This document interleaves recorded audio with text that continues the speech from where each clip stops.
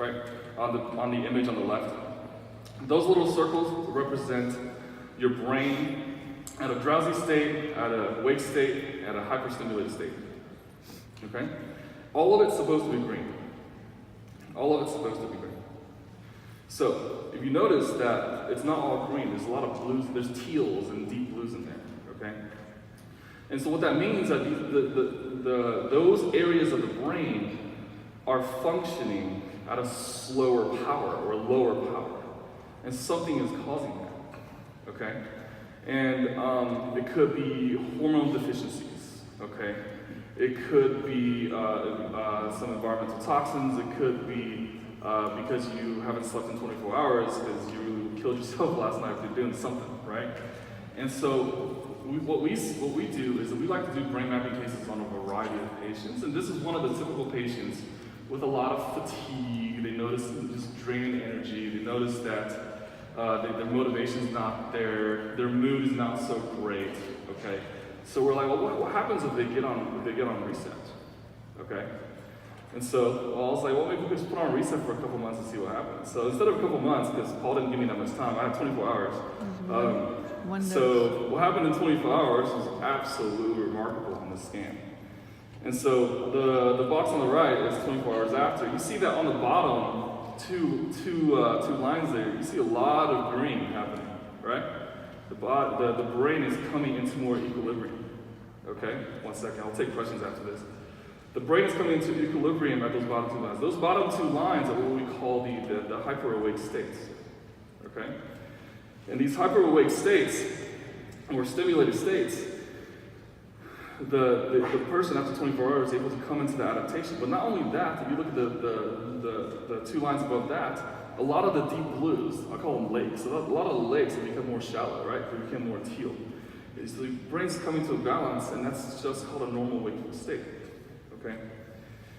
And so, I mean, we've done a lot of these scans, but this is actually a really profound effect that I was not expecting at all. And on the right-hand side, there's something called brain speed, or P300B, info processing speed, which actually improved as well. Okay? And this is something that we are continuing to see in the clinic of this normalization of these brainwave patterns that I thought would take a few months to improve, because we have done scans on people, you know, without hemp and other protocols, so we can actually compare. Okay, so this is a different case, and this is a case of somebody who's had a lot of hits to the head in their lifetime.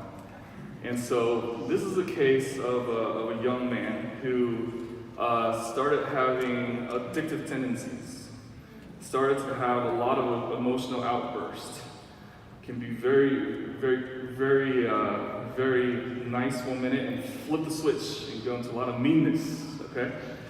And we see this in people who have a lot of hits to the brain. And so what are we seeing here after 24 hours? So I told you earlier that these little circles are supposed to be green, correct? Okay. When they're green, they're functioning at a normal state. And when they're red, they're functioning at a high-powered state. Why is it high-powered? Isn't high power a good thing? Isn't that a cool thing? Your brain's like hyper-stimulated brain. Well, not so much. It's functioning at a high-power state, mainly because there are physical things happening at the cellular level in the brain, so that the brain's conduction had to be high power for the person to function and be alive. Okay? That's not a good thing. That is not a good thing.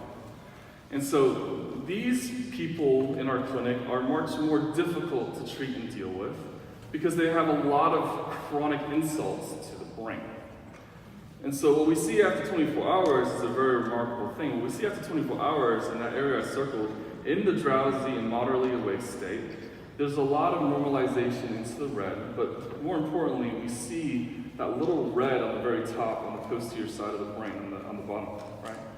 And so we're actually able to uncover the point of impact for this young person that could be causing a lot of neurological damage that was not previously diagnosed before.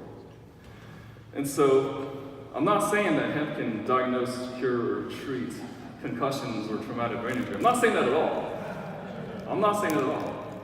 In fact, it doesn't. What I'm saying is that it helps the brain and body go into a more balanced and normalized state. Does that make sense? Okay. Is this a good gift for people? Yeah. How cool is that? Right? How cool is that? And I cannot wait for you guys to have it in your hands to try it out, because you guys will, when you take it, you guys will think of this picture. You're like, yeah, I'm red or I'm blue. You know, I'm gonna go green right now. And so as a physician, you know, we get very excited because there's no medicine for this, by the way, right? There's no medicine for it, which means we're probably not going to have a randomized controlled trial to look at the effects of his brain, right? But we'll be. I have so many brain mapping cases that I can't even talk about yet. I can't. Not yet, but they're all good. They're all really good. And believe it or not, like, we compare it against other hemp brands, and came out on top. So I'm telling you. What we have is truly a remarkable thing, and it is truly a gift to have that in a bottle and share it with someone, isn't it? Yeah. It's you know, I get shivers when I talk about that. And so I thought I had one more slide with another brain case. But in the last 13 minutes, I really want to wrap up something, because I don't like to be too sciencey. And so, you know, we started the journey by having everyone stand and saying things to each other. But I want to challenge everyone to do something. This is going to sound a little crazy. I want to challenge everyone to do something. I want to challenge all of you in the next week, the next 7 days, to replace the word need with want. Okay? Ooh. All right. And then this is actually a study that's done on brain mapping when they shifted a word in their vocabulary from need to want, and they were able to get more green. Okay? And so bear with me here. Why am I telling you this? Okay. So I need to get to work on time. I need you to put down your underwear because you're 3 years old and you can't. To hurry up, brush your teeth, get out of the house. I need to go to work on time. All right? So what do you got to change this to? I want to get to work on time. I want to dress my child. I want to brush my child's teeth, and I want to get on work on time. The association and the your brain pattern is completely different when you use that language. Okay? So that's challenge number one. Scott, tell me something you need. Oh, your wants are the best. Mm-hmm. Yes, I mean I'm that's saying say will. The want is a major issue. Okay, you need sleep, all right? So sleep is interesting because what we can do with sleep is we can heal the brain, right? So do we need to sleep to survive? We actually do. Because sleep deprivation after 3 days, I mean, you can go into like dementia state, almost comatose, right? But do people pull all-nighters and be okay? Yeah. Do people get 5 hours of sleep instead of 7 or 8 hours and be okay? Yeah. And so the real question is, I need sleep. I need how many hours of sleep? 7. Okay, 7, 8. I want to say 8. All right. So I need 8 hours of sleep. Okay. So what happens? I go into my room. Okay. I'm gonna slam on my clock. I need 8 hours of sleep. I need 8 hours of sleep. Shut my eyes. I'm gonna slow down. I'm gonna lay down. I need 8 hours of sleep. Okay. That need stimulates excitatory response in the brain. Okay. Instead, I'm gonna say, hey, I'm gonna shut down. I want 8 hours of sleep. When you say want, it's now something that's within your control. When you say need, it's something that's in the universe's control that's not yours, correct? And so when you change that word, guess what? The brain scan changes as well. All right, and this is a gift I want to share with you guys because it is really hard to change the word need to want in every conversation to everyone around you. But when you do it, you have a huge shift in brain power. And when you combine that with hemp, it's kind of cool effect, right? And then that's challenge number one. So just write that down and think about it. And challenge number 2 is I want you to get rid of one word in your vocabulary for the rest of the week. And the word is just. I just need a chance. So that's 2 violations, just and need. So instead of I just need a chance, take out just and turn need to want is I want a chance. How does that feel like? It's different. Do you mean the same thing? You absolutely mean the same thing. In your mind's like, wow, they feel very different, but you mean the same thing. Okay?